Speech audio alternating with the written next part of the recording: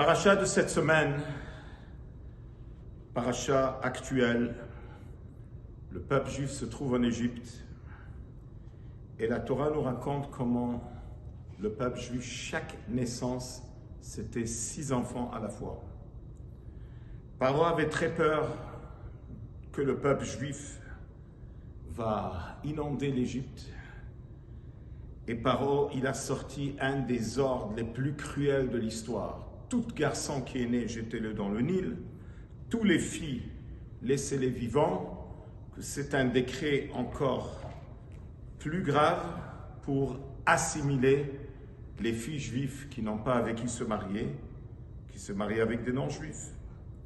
Donc Amram, quand il a vu ce qui se passe, il a vu qu'il y a 10 000 enfants qui sont jetés dans le Nil. Certains disent 600 000 enfants étaient jetés dans le Nil.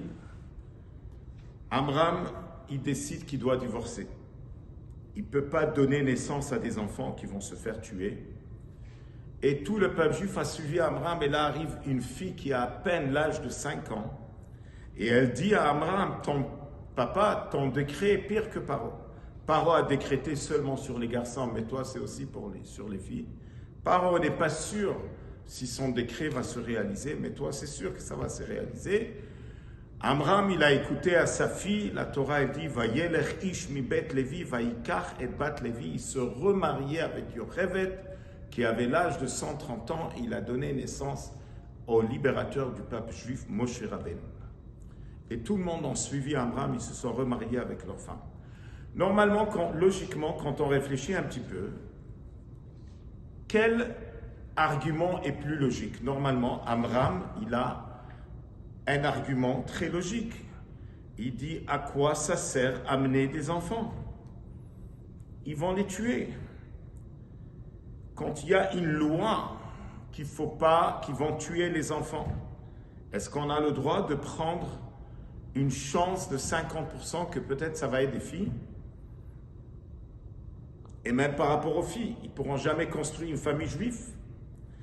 Donc la question, qu'est-ce qui est arrivé? Pourquoi il a changé sa position par rapport à les paroles de Myriam? Mais en réalité, 500 ans plus tard, la même histoire arrive avec le roi Hiskiyahu, qui est un roi, c'était un tzaddik.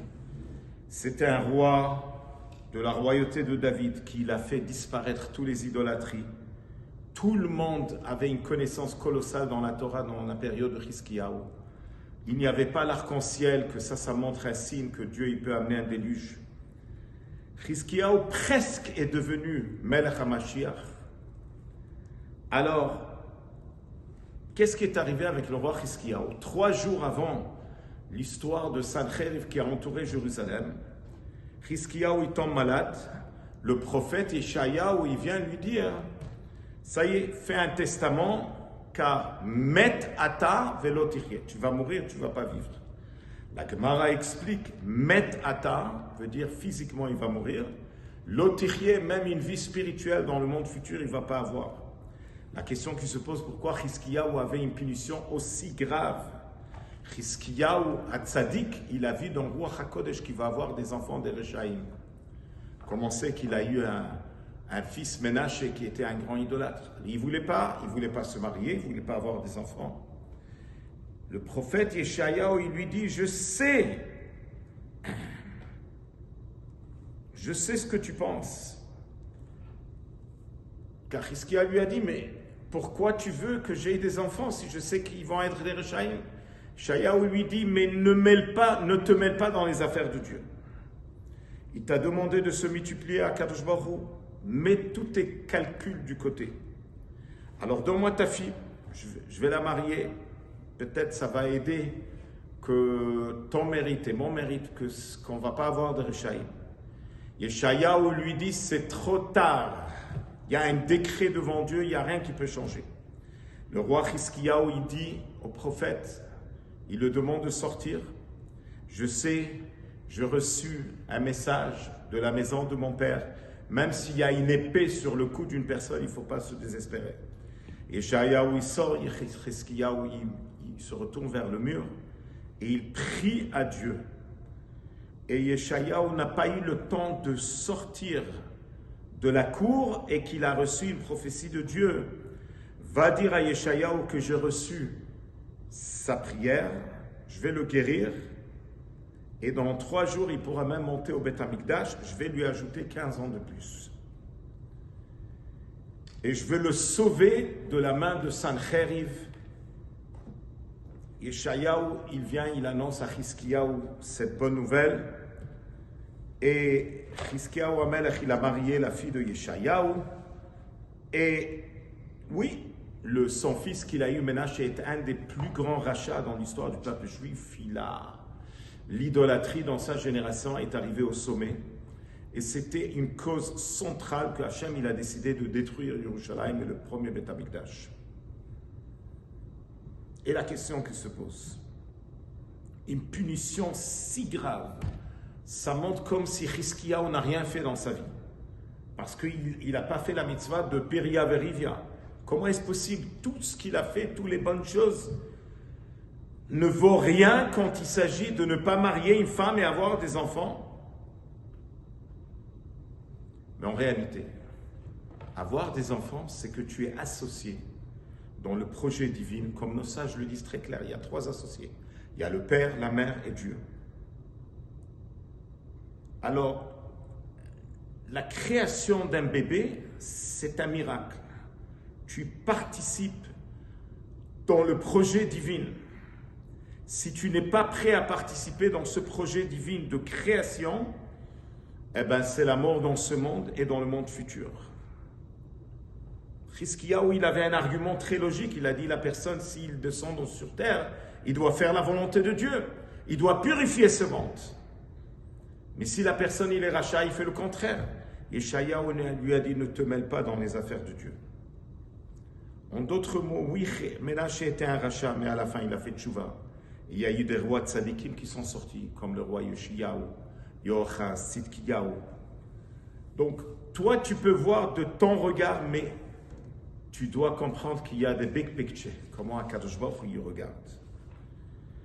Et de là, on comprend que cette halakha, ce vendredi, c'est la hidoula du Rambam. Le Rambam, il dit, même si la personne, il a déjà accompli la mitzvah de se multiplier, il a déjà eu un garçon, une fille, comme l'opinion de Beth Hillel, il dit, la personne, il doit continuer à avoir des enfants tant qu'il peut. Il dit, le Rambam, il dit quelque chose de très fort, il dit, parce que Kol Amosif Nefesh Achad B'Israël, Ki'ilu Bana Olam. Celui qui ajoute encore une âme juive, c'est pareil qu'il a ajouté encore un enfant, il a construit un monde entier. Et je voudrais clôturer avec une histoire émouvante. Il y a une dame, Madame Geroufi, une pharmacienne dans Kiryat Malachi. Une fois, il y a une femme qui rentre. Elle est très très pressée. Elle doit aller parce que son fils va recevoir une médaille parce qu'il a sauvé un Bachou Yeshiva qui a été poignardé à Hebron. La pharmacienne,